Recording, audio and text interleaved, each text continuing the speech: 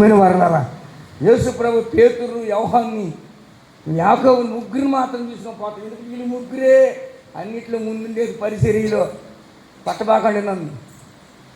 మరి అక్కడ వాళ్ళకి పరిచర్య అప్పగించాలా? నాకు లేదంటే అక్కడ ముగ్గురు రాకపోతుంది, మరి పరిచర్య అది లేదు అనుకునేది. పాత్రనే వెంబడెత్తున్నావు, ఆ పాత్రనే అయ్యో నువ్వు చెప్పిన చేత అంటవా? నీకేమో నీటి అడిగాయన మీ నాయన మీ అమ్మోళ్ళు నువ్వు చెప్పిన మాట వెళ్ళిపోతే ఏ నీరు మరి దేవుడు ఎట్టెత్తాడు అనుకుంటానండి. అది మానవుని ఆలోచన, మానవుని యొక్క తలంపులు తప్పకేం కాదు.